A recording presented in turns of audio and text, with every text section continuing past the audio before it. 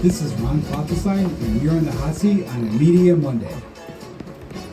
Hi everybody, welcome to the show on this Media Monday. I'm Ron Klopfenstein, and my guest today is Josh Reale. He is the owner of Cayo Industrial Horror Realm, and for so many of us here, every fall, that's like the big thing to see what new themes they have in their cool haunted house, and they've been doing that for 22 years, and this actually is the last year that they'll be having the Cayo Industrial Horror Realm. So I want to take the time to first of all, I wanted to find out why, but also to take the time kind of to celebrate the 22 years of entertainment that you guys have brought to this area. So Josh, welcome to the show. Hey Josh. So first of all, why is this 22nd year? Why is this the last year? Just going in a new direction with different creativity, and maybe move Cayo to another direction. Really? Yeah. Can you tell us yet, or is that still under wraps? It's kind of all up in the air, yeah. Mainly focusing on filmmaking and. Oh wow! Yes. Wow. Like I figured 22 years was a good run. Time for a change. Yeah. And 22 successful years too. It's something that people talk about, and everybody has to see it once or twice. It's so impressive, and so when you do decide what's next, I hope you'll come back here to tell us about it, because everything you've done has been great. So tell me about how did the Cayo Industrial Horror Realm come about? Started when I was 22, and I knew at that point I wanted to do something creative, more of a business oriented. I didn't want to just be a starving artist, making small things and selling them. I wanted to do something, substantial. So then I combined all my interests together with filmmaking and acting and graphic design. I wanted to do everything across the board, so I combined it into this Halloween attraction. And I had no idea what I was doing at the time. I just kind of incorporated my ideas from when I was, growing up. I always had an overactive imagination, and I combined it, or I took those ideas and put them into this attraction, which is more. So was it always on Broad Street? Is that where it began? Actually, I brought the. I don't know if you see on the first flyer. This is the very first flyer of Cayo. It's black and white. Wow, Elizabeth Street. Yeah. Oh, Little Falls too. Right. I didn't realize that. Yeah, and now you can see how far it's come. Yes. Flyers. So when you first began this, was it something where why did you decide to do a business that would only have a seasonal, open for part of the year? It would have been great to do it all year, but if you're not in a tourist area, then it can only be pretty much seasonal. I was gonna say it must be kind of like a leap of faith to think that to have a business where you have to make all the revenue for 2 or 3 months of the year. Yeah, a lot of people think they ask me, they're like, so Cayo's in October, what do you do the rest of the 11 months out of the year? And I'm like, work on Cayo. What do you do? That's a question I think a lot of people wonder. I can imagine how much work goes into this, but for most people, they probably think so what do you do November, December through right up through to August? During when I was creating Cayo, when I was first second year, third, fourth, fifth, all the way up to the 22nd, I was working nonstop on Cayo, the ideas, thinking of new ways, new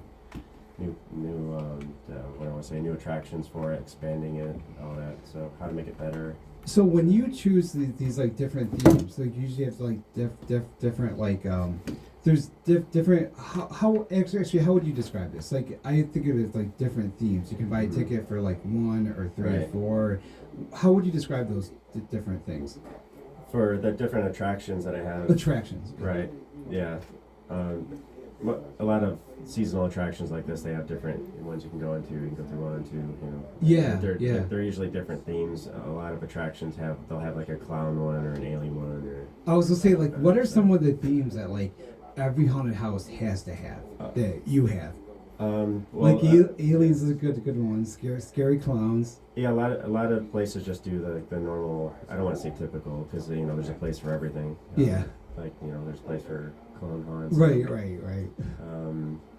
When I created Cayo, I wanted to do something different as goes for all my creativity that I do. If I'm making a film or making, a Halloween attraction, I want it to stand out in its own right. What's really cool about it is how immersive you made those themes. Like when you're in one of those attractions, like it's like you're on a set and it's around you, and sometimes there's fog and sound effects. And maybe you can describe like what it's like to walk through one of your attractions. When I created the themes for these, I didn't want to base it on something typical like witches or right. something. Yeah, which a lot of other people do. So it's good to stand out. Yeah, I wanted to make my own concept, and I based it on more of just what I thought like horror represents. It was more. Yeah. When I created this, it was more on I think it was like 2001, 2002. I was coming up with ideas, and I worked at Applebee's at the time in 2003, and I was the bartender, and I ended up having notebooks across the coolers coming up with his ideas popped into your head, and then that just evolved into Cayo. The first year in 2003, and then. What were some of those attractions, like the first 2 or 3 years? Like, what were some of those themes that you explored? So yeah, when I created it, it was more of a dark industrial theme, like post-apocalyptic was always what drew my attention. And I created it based on this character. I did a role-playing game, like Dungeons and Dragons. Oh, neat. It wasn't that. I created my own with my friend. Yeah. Oh, wow. We grew up. It was like in 5th grade, and we grew up over the years playing this role-playing game, and I had a character in there that was from another dimension that came to Earth because he was getting blown up in that dimension. Oh my gosh, that's so cool. Coming to Earth, and we captured our two characters that we had, and he ended up making them these invincible robot kind of things.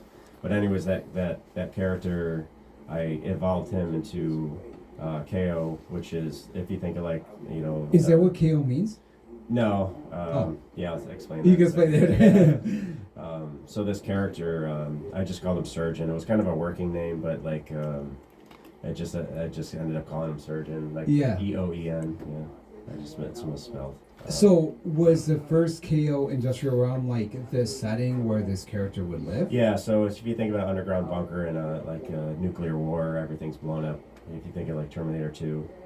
And soldiers seek refuge underneath the ground, and they think it's like a safe haven, but in reality it's where this surgeon character is hiding, and he ends up capturing these soldiers and trying to create like a Terminator cyborg kind of being, but in reality he's just like maiming and torturing these soldiers. In his own mind, he thinks he's it's kind of like a beautiful mind if you think about it like that. So this would be like this first year, like the people that walk through this, like they would be confronted by this Sturgeon character. Like you'd be in his realm, and he would confront you. So like when you were planning this out, did you think about like, is that how you thought about this? Like you thought about like each person who walks through is a character who's got to confront this antagonist? Yeah, it kind of it started out like that in the early years, and then it just evolved into its own, branched out into different events like biotech. All the attractions started out with Warehouse of Horror, and then it went from Biowar, Biotech, and then Revelations came along, and then Arcana Asylum. So do you think that like in the 22 years you've done this, that like the kind of things that people are afraid of, the kind of like themes that become dominant in our culture around horror stuff, like has it changed? Like I'm thinking like with the biohazard thing, it's probably something that seems a lot more relevant culturally since COVID, that probably in 2000 people ain't ever been thinking about yet. Right. Like how has horror evolved in the past 22 years? I would say... In terms of like what it concerns itself with. Right. I know I have my own vision of horror, but what's your vision? Mainstream, just more real world. Like when I started Cayo, I was based on not based on, I don't say that, but I don't want to say inspired, but when 9/11 came, that kind of evoked all these thoughts. I'm sure for everybody. Tell me about that. So how did that inspire you? Just the thought process. There's everything across the board with it, from the minds of the terrorists to like how it affected America. Right. Just having that state of mind, having to do something that profound, I imagine like what happened with these guys waking up and having the thought process like I'm gonna die Right. today. I'm gonna fly a plane with Right. people in it. Yeah. It's just mind-boggling. It's hard Do- to wrap your head around it, like how people can put themselves in that kind of position. True. So Do that- you think that like telling the story, like you like having that as a theme and have it as like a inspiration, that in some ways that helped you to like deal with this and maybe help the people that come to this to kind of what horror can do is like help people deal with their fears in a place that's sort of like feels scary but is ultimately safe. Would you agree with that? Yeah, yeah. I mean, horrors always seem as fun. I know there's mixed reviews on how people's perception of horror, but I think horror is a fun outlet for everybody. If a little Yeah. kid watches horror movies growing up, he's gonna grow up being creative. He's not gonna grow up being a serial killer. So is that what you did like when you were growing up? Like Yeah, my did you watch? parents. Yeah, my parents were. Yeah, they were awesome with. What were some of your favorites? Well, when I was a little kid, my dad always played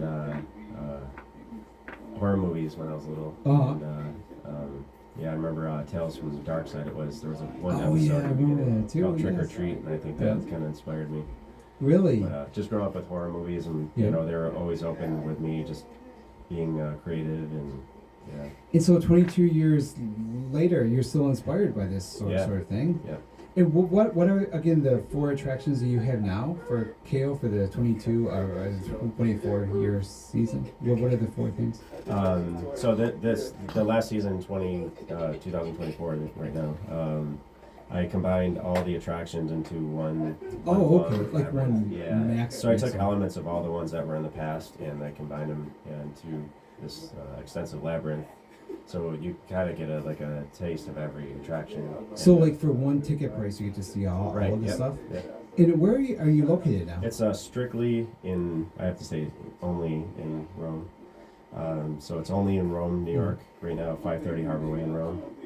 In like what days are you there? Like So our last and final weekend is the 25th to the 27th. This weekend coming up. So it'll be like Friday, Saturday, and Sunday. Yeah. And what are the so hours it's that we can go it's there? open 6:30 to 10:30. All the tickets are available at the attraction, and we have skip line tickets, and we offer a one-room escape room. Oh really? How does the skip line tickets do? The skip line, if you get there and the line is long, you can just say you want a skip line ticket and just Oh, and how long have you been at that location? We moved into Rome in 2019, and that's a story in itself. Transitioning from Utica That must to have been very hard. Rome, yeah. What brought that about? Like, The building that we were in was dilapidated. oh, okay. Trying to stay. Now, when trying you're to like, think of a story. when you like rent these places to do your thing, do you like? Are you working it like all year long? Like, do you have, like is the stuff there all year long? Like with you working on Yeah, the different slats? Yeah, if something is KO, it's not just like or setting up these kind of attractions. Like people think you just hang up black sheets and Yeah. tack stuff on the walls. It's a lot more than that. You have to go through extensive code review. You have to have architects. Oh, the safety everything. and all that stuff too. It's Yeah. quite Like, the process, and you have to know what you're doing. So. do you have like your like safety access every so 100 feet or something like that kind of It's, stuff? And it's expensive, and it's quite the process. I can imagine. Even setting up the attraction itself, my 2 friends, I wanted to plug them as well because. Oh yeah, please do. Yeah, my friends Chris and Tom Anderson. Right? And what do they do with it? They do a lot of tech work, and Yeah. they helped out with Cayo in the earlier days.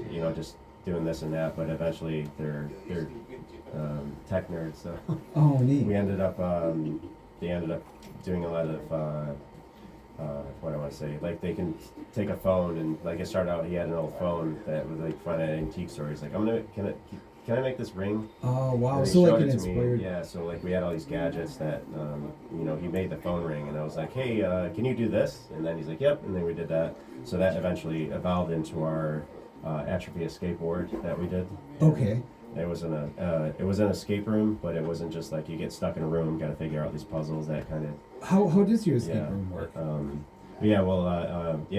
Like the normal escape rooms, you go into one room and you have to figure out puzzles and I think a lot of people are turned off by them because they don't want to like think when they go to places. Yeah, just they wanna can have be a fun. lot of work, I was going to Yeah, say. yeah, and I think that's why a lot of people are turned off Yeah. by escape rooms, and that's maybe why it might be a dying thing. But There was one in Destiny Yeah, Mall yeah. that was really great, but it's just closed. You know, Right. it's like so they with are a lot of work. Yeah. yeah, with Atrophy Escape, like I was saying before about making a unique approach to anything. With the escape rooms, I wanted to make it more than just getting stuck in a room and having to figure out puzzles, but I wanted to make it more of a theatrical experience for people. So And how is it theatrical? we have actors, and it's not all you just go in a room. You got to start figuring out stuff. It's you kind of feel like, or people have actually said it. They feel like they're in their own movie. So Yeah, I mean that's what's really great about your place. Is like the horror realm too. Like the walkthrough. Mhm. Would you call it a haunted house? Is that like that's kind of how I think of it. Is Yeah, that, I think the that's right like how word? they're branded. We call it a horror attraction. Horror attraction. Yeah, but like haunted house, we think of something more. I don't like more. More the like a traditional like homemade ghost and kind of witches. thing. Yeah, if someone just like. Yours wants to is do kind of something like for a the weekend. theatrical. It's like Yeah. a movie style. Right. you Yeah. know? Yeah. So how do you like do you walk through in the summertime to like plan to like see like if there's a certain number of like maybe frights or jumps per room, or how do you? Yeah. Actually, when I started KO, I made it a sole, like I made it an intent to not go to any attractions because I didn't want to know how haunted houses work. I didn't want to see how they were done. I just wanted to So start you out. didn't? Yeah, I just wanted to start it out with my own vision of like what a haunted house is, and I didn't go to any for like quite some time after that. So. Have you gone to ones in recent years to see what the other people are doing in the competition, or to see? No, I've never been to any local or what do I say, like any of the ones in Syracuse, like. What about like Rather Universal close, or they Nope, do? never. Wow. The first one I went to was I think one in Syracuse. I think. So. And what did you think? Like, did you get ideas from that, or I mean, you must. No, they yeah. just they did their own thing. You know what I mean? Yours is so Everybody- elaborate. Yeah, It's really hard to everybody has their own. Yeah. So what horror movies do you like now? Like now that I'm sure you still watch horror movies. Like what inspires you now? There was recently there was a prequel that came out to Rosemary's Baby. Yeah, it's really good. It's Apartment 7A. It's on HB. It's on Max and really well done. And like what do you enjoy for horror? I don't know if it counts as a horror movie, but Terminator's like probably one of my favorite Well, movies, I mean, it definitely would. I could see like how some elements of that like tone has shown up in your work. And so what other kind of like horror do you watch? American Horror Story, or do you watch the classics, Shining, Rosemary's Baby, Exorcist kind of stuff? Or I think Mean Girls is pretty scary. I would say yeah, true, in a whole different way. Yeah, just Do you feel like maybe Just more you've like had psychological enough? movies. Is that part of it? Like you have horror stuff and just like I just Yes, I always felt like sorry, getting ahead of myself.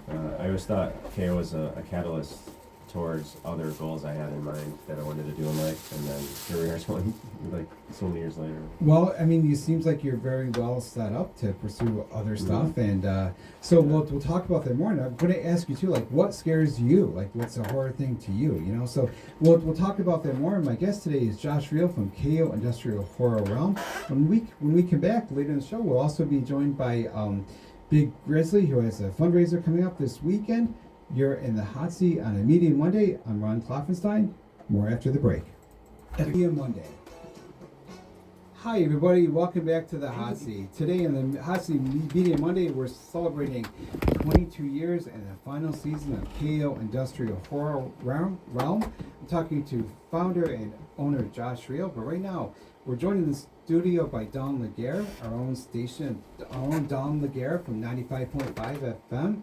And she's going to talk just about, well, Dawn, why don't you tell us? You're from the NAACP, the Oneida County chapter, and you have two events coming up, and one is tonight at 6, and one is dinner coming up on the 3rd of November. But first, let's talk about what's happening tonight at NAACP. Okay, so I'm Dawn LaGuerre. I'm the vice president of the Oneida County branch of the NAACP, and tonight we're having a very exciting and informative event about Project 2025. So if you didn't want to read about those 900 pages of what the Heritage Foundation and the former President Donald Trump came up with. This is a golden opportunity to get bite-sized key information. And just to throw a little bit of tidbits from Project 2025, if it goes into fruition, one of the things they want to do is dismantle the Department of Education. If you are a male between the ages of 18 to 27 and there is a draft and you're in college, students that go to a public college will be drafted. Students that are not in a public college and go to a private college won't be drafted. In terms of reproductive rights, we've heard a lot about it. They want to create a national ban in terms of getting abortions, but not only that, they want to create a database, and it is really focused on getting information on doctors and patients who ask for abortions. If you believe in LGBT communities, they want to totally annihilate any kinds of rights in terms of getting medical services and a whole lot of other things. They believe in marriage rights too. Marriage rights, accessing Medicare and other entities to use for appropriate services. They want to get rid of homeland security. They want to do mass deportations. They want to bring back the death penalty for other people. And if you're on entitled benefits like Social Security and Medicare, they want to decimate those and bring those down. Right. So Don, what is the event tonight people can go to find out more about this? Okay, so we are blessed to have Dr. Clemmy Harris, who is a professor at Utica College. And he is going University. I stand corrected, at Utica University. There, so. And he is going to give a nonpartisan idea of what's included in Project 2025. He's going to go over key items, and he is not making any judgments. It's going to be at Mohawk Valley Community College, 1101 Sherman Drive, and it's going to be in the Schaefer Theater Auditorium. It's free to the public. It's at 6 p.m.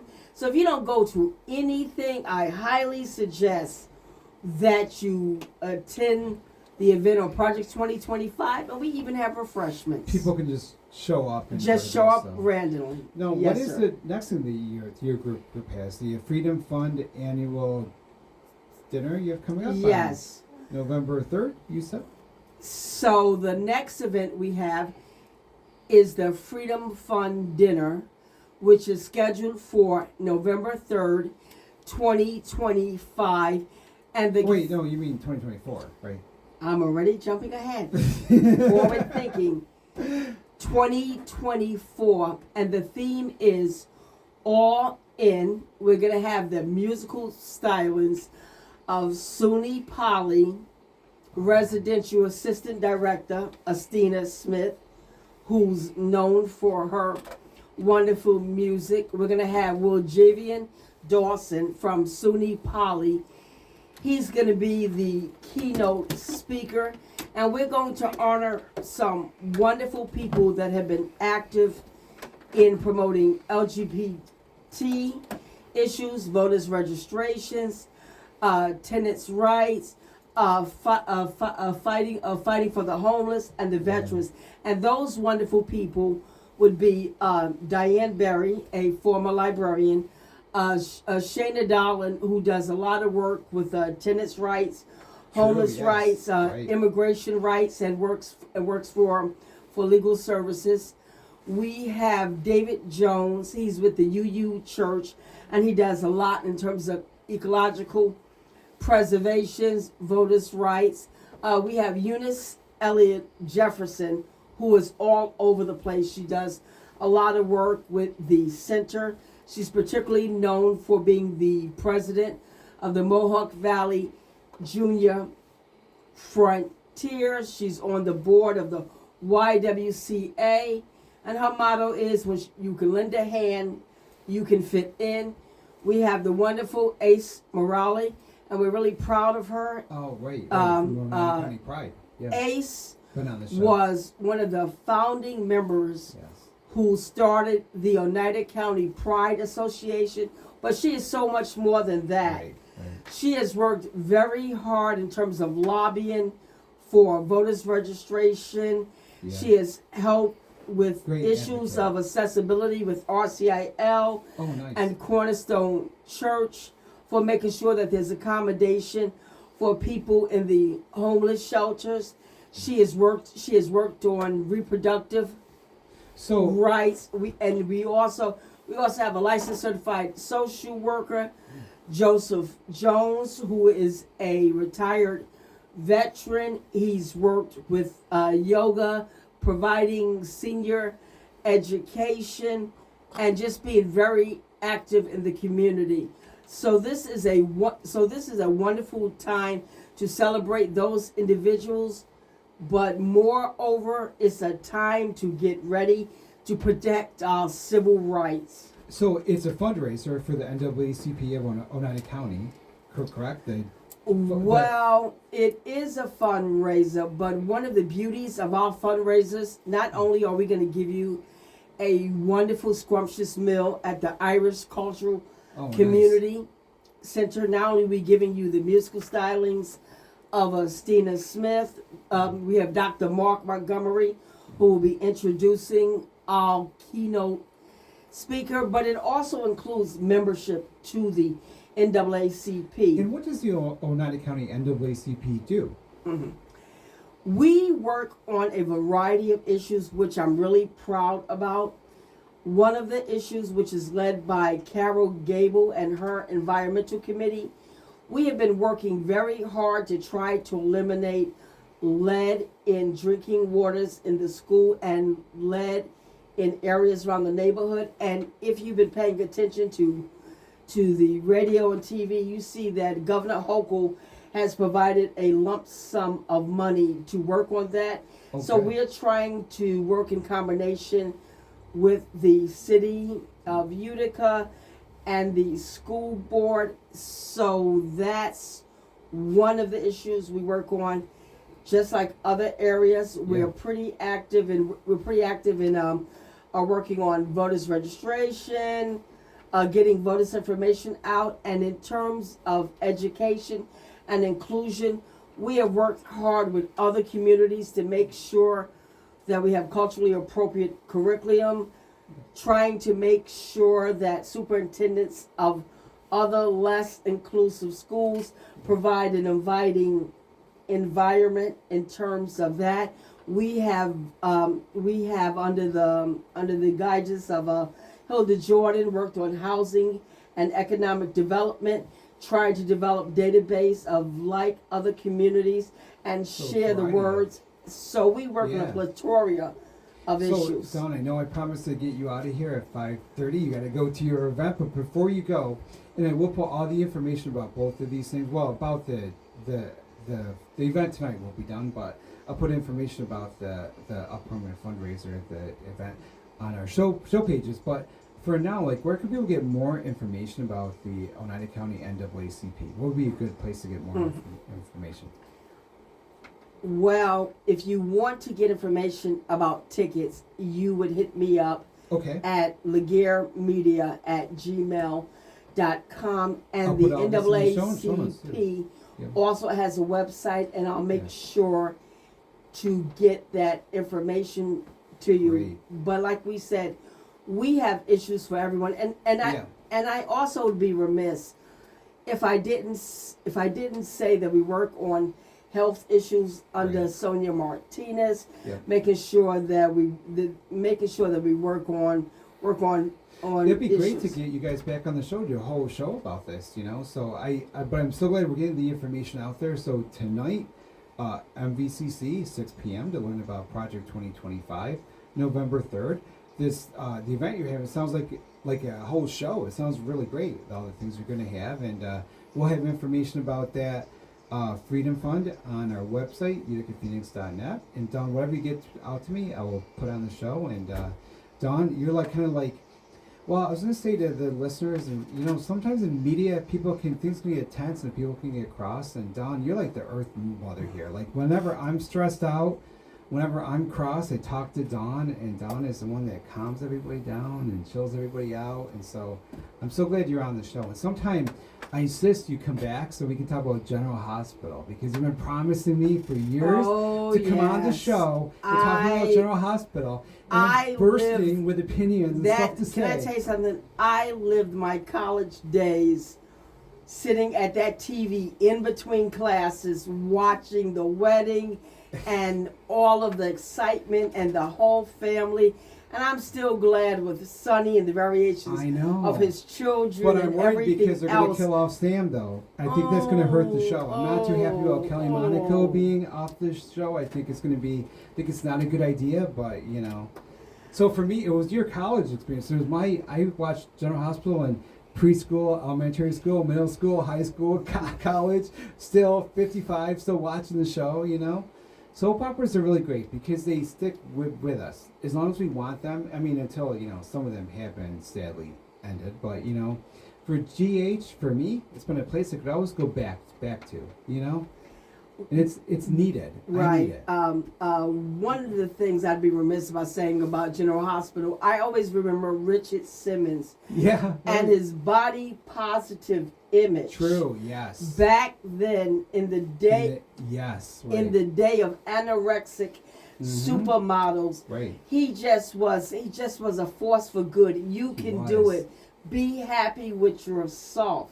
Yes. So for me, Richard Simmons is always going to be one of my heroes, along with Denise Alexander. Oh my gosh, I love Denise Alexander. Leslie, yes. I'm just saying. Every time she comes back on the show, it like fills my heart with joy. You know, Denise Alexander.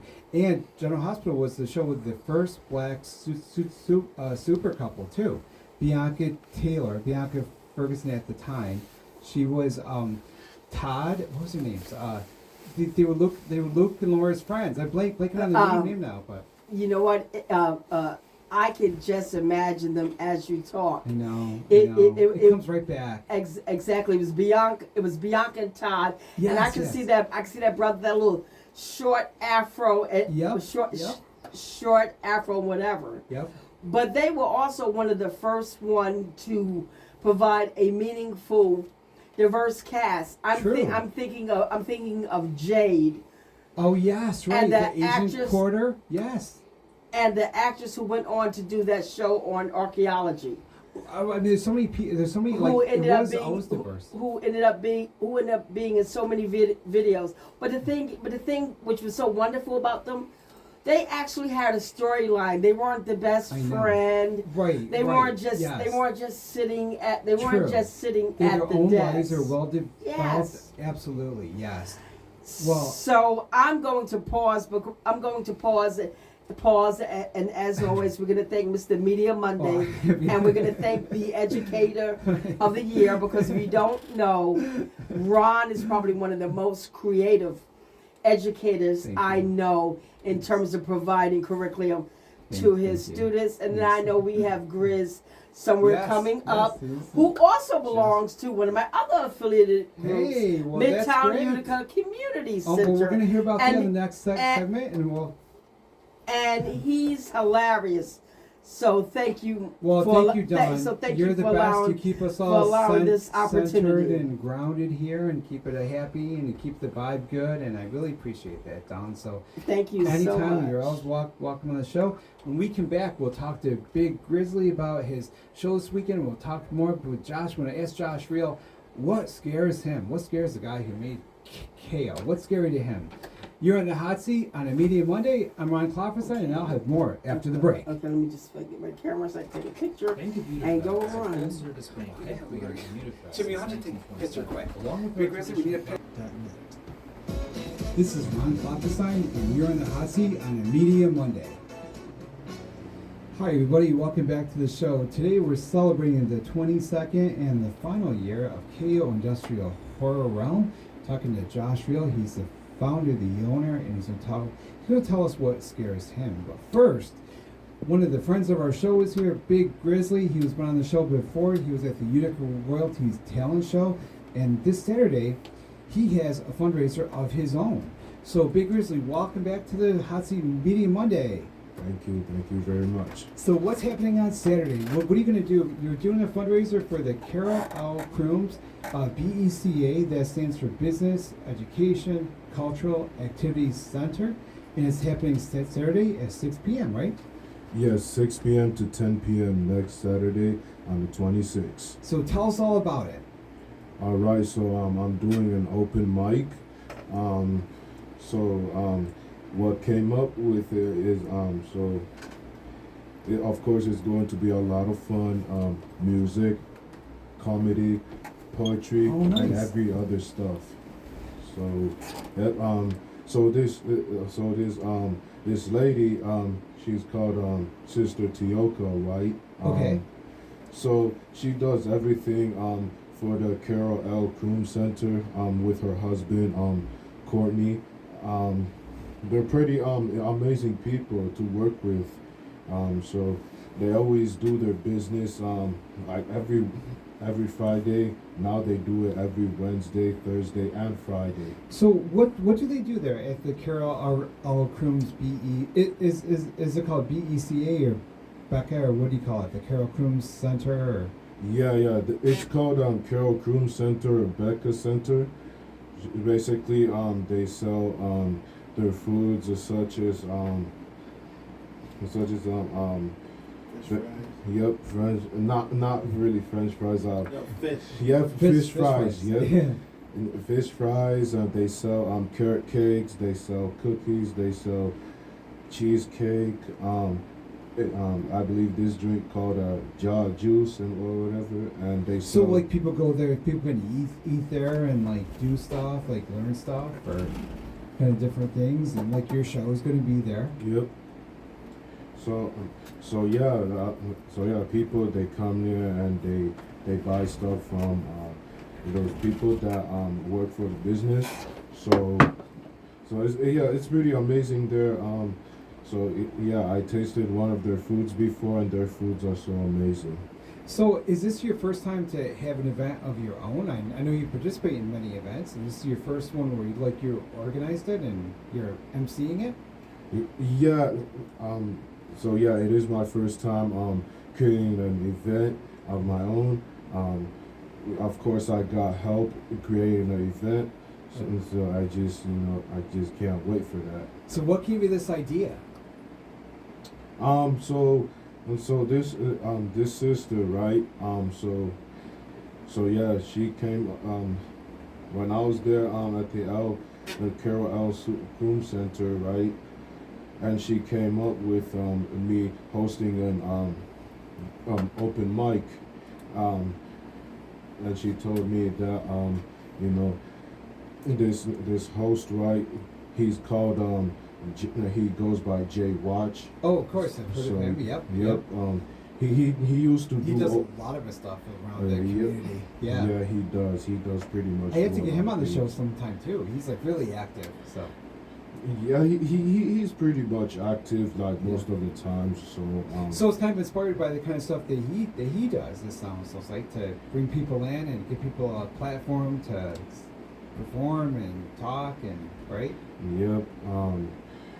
All he does is mostly comedy. So what kind of things do you think people will see at this? Like, have you had people express interest to stand up and talk into the mic, and have they told you what they want to sing, or people going to read stories they wrote or poems or? Like I said to people on Facebook, you gotta like let me know if you want to perform and stuff like that, music, poetry, comedy, and whatever stuff they want to perform. So far just only like one person went to me on Messenger. But I'm sure people will show up for the event. And with open mics, a lot of times people will at the event decide to get up there and ask if they can do something in the moment. Yeah, that could be a better idea for people, to let me know when to like what to perform and stuff like that. So Because some people, it gets scary, but they might go to the show and then maybe when they're watching other people do it, they might think to themselves, well, maybe I will give it a shot, So it's good sometimes that people, like, you never know. There might be people that show up at the last minute to perform, and, Open mic nights are popular. Yeah, they are pretty popular these days. So Yeah. The sister, she told me just to, I really thought she was joking, but she was real serious about it, and she was counting on me on making an open mic event. So Well, I think you'll be great because you have the personality for it, and I think it's the kind of thing that it's so important to give people a forum to say what they want to say. And thank you, Jay-Z, for telling the fish fry. So I should tell the listeners too. Like Jay-Z does all the engineering here, so thank you for that. And also, another person I don't give enough credit to, my husband Jim Hale, does all the recordings of these shows. And he also clips out the commercials, so it makes it easier for me on the editing end, and I try to get these up. And so now both of you, so Halloween time, other than open mic nights, Josh, I want to ask you first, so Josh Reale is the owner and founder of Cayo Industrial Horror. I'm wondering, what scares you, Snakes and bats. Snakes and bats. So did you integrate snakes and bats No, into God, no. Cayo because of that? Yeah. Yeah. What do you think most people find the most scariest thing in your event? What do you think is something that always is going to get the reaction that you want to get the reaction from? Yeah, I think a lot of people over the years, they say that it's more that a lot of things they see can really happen, and that's why it's scary. It takes a lot of different. Like the post-apocalypse. Yeah, and the biohazard, certainly that's a lot. Yeah. It seems a lot different now than it did before 2020. Yeah. So Big Grizzly, when you first came to this country, were you familiar with Halloween and the rituals that we do in this country with Halloween and trick or treat and candy and dressing up, or was that kind of a surprise? We don't really, celebrate Halloween because I know some cultures really don't do it at all, So. Yeah. So does your culture celebrate something to deal with say death to the reason cultures do this kind of thing sometimes is really just to find a way to kind of deal with it in a removed way, deal with what it's like to have horror by experiencing kind of as a fun way. Does your culture do something with in Mexico they have the Day of the Dead, the day after Halloween? Does your culture do something similar to deal with ancestors? Oh no, they don't. They really hate something that has to do with death, demonic things, and all Really? that kinds of stuff. So what does your culture eat for candy? When you first came here, were you surprised by how our Hershey bars and M&Ms and Snickers tasted, or was that something you had in your country too? I didn't really see much about my country, obviously, because, How old were you? When I first came to the U.S., I was just a newborn baby. Oh, so you really Yeah. didn't. Okay, so you've grown up with our candy and our sweet kind of yes. stuff. So what's your favorite candy? I'm gonna ask you that, Josh, too. Alright, so my favorite candy to eat, it could be Hershey's, I like it. Twix, and Kit Kats. Those are good choice. Good Yes. choice. Yes, and Snickers as well. Oh, I'm yeah. not going to forget that. So yeah. Snickers is the most popular candy in the entire. It's actually number one for the globe. A lot of people don't realize that. So, on my next show, we're going to talk all about the history of candy in America. But Josh, I'm going to go to you now. So, what's your favorite candy now as an adult? My mom's cookies. Really? Well, if you had to buy candy, so you're going to go to Cliff's, you're going to Stewart's, you're at the checkout, you look down, you see all the candies you can possibly get. Can only get one. What's one are you going to get? anything chocolate, really. So like the Yeah. Hershey bar kind of Yeah. stuff, you know. I'm a chocolate freak. Now, how about as a kid? Just anything chocolate. So yeah, pretty I mean, much a kid, the same. Yeah, as a kid, it was more anything, everything goes. I was always a Reese's peanut butters fan, Yeah. and I always like the Charleston chews because they were so big. Like I didn't get a lot of those with trick or treating, but like if my mom would take me to the store and I could pick one that went out, it was always that because it lasted so long. So let me ask you, like, what was your? So do you ever, on occasion now, like go to parties where you dress up in a costume, or do you have to work every? It's funny you asked that. Because I still think it's fun. I have an astronaut costume with a helmet, you know. Yeah, I was just telling my friend, a couple people. I was like, wow, this is the first Halloween in 22 years I'm actually not doing KO. Because it ends on the 27th, so this is the first Halloween. Oh, wow. So actually Halloween night you're going to be out. Yeah, the last night of KO is on my birthday, October 27th. So. Huh. Well, that's pretty big deal. To Bring have a that truck. be your birthday That's too, good. and have that be the yeah. So what are you gonna do on how your Halloween off? Depends if there's Probably a full just moon or rest not. out. Well, there's not gonna be because we had one on Friday, so that was I have and I fixed know that, because yes. everything was nuts, you know. Yeah. Depends how elaborate I want to be on Halloween. So when you were a kid, what was your favorite costumes?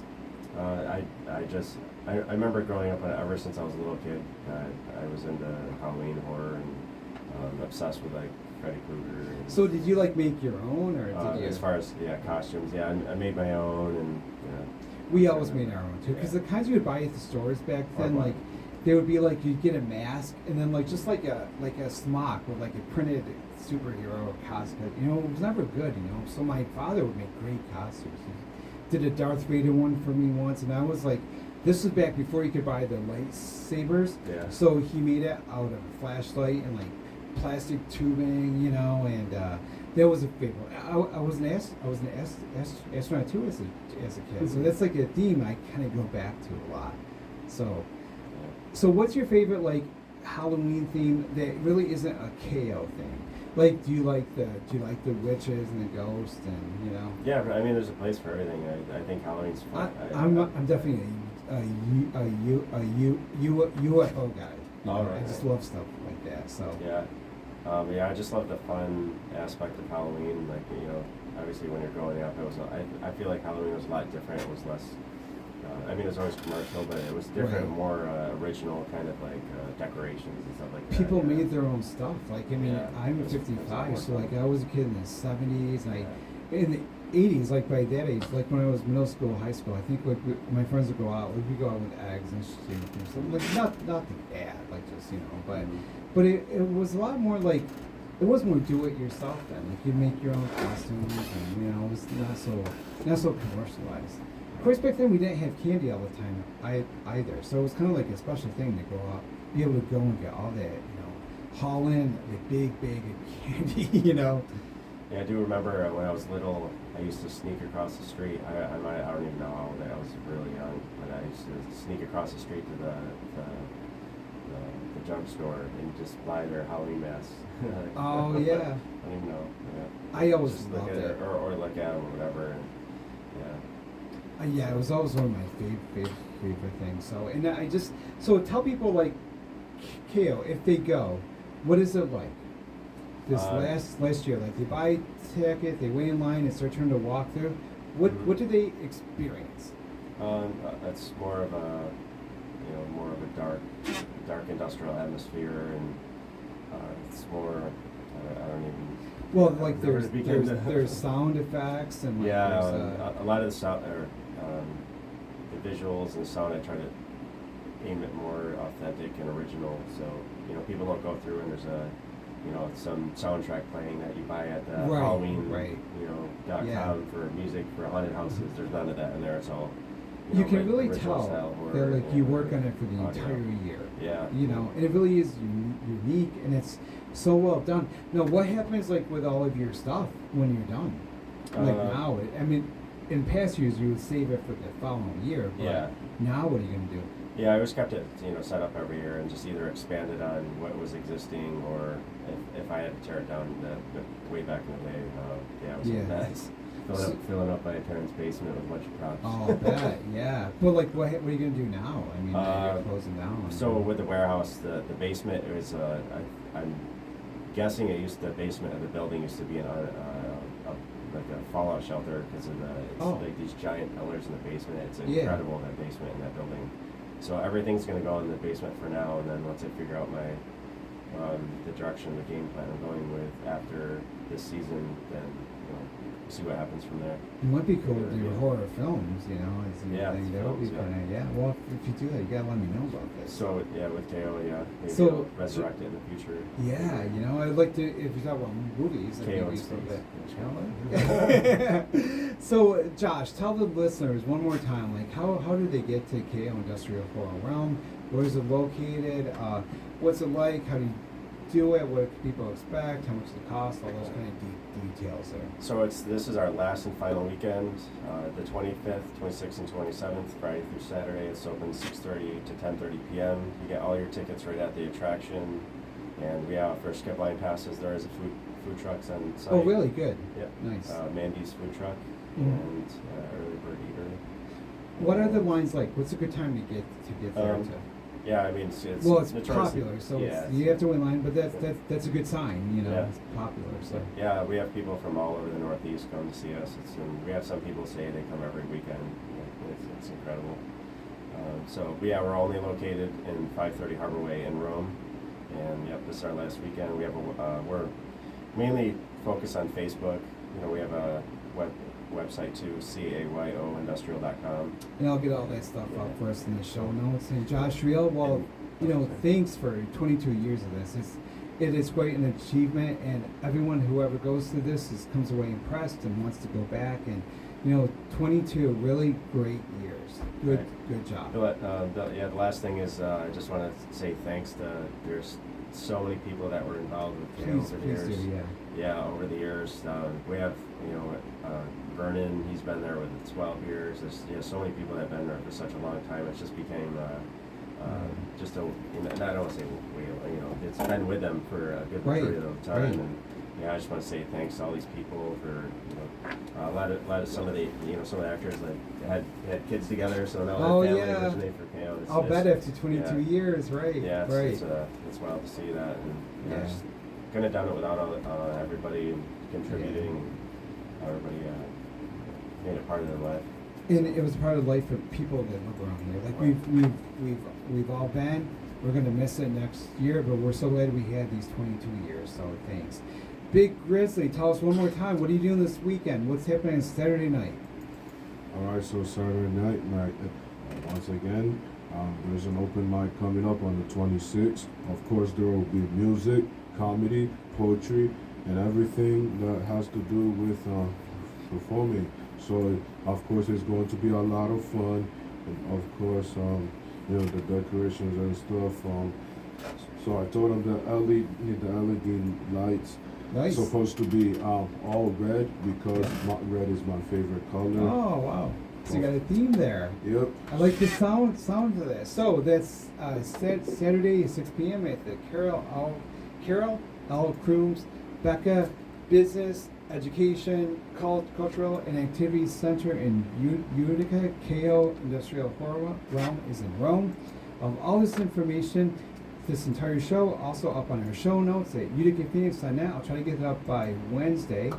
Before the weekend comes, so people can come to these great shows, and also to Dawn's thing. So thank you to my guests and to my listeners. This has been Hot Seat Media Monday.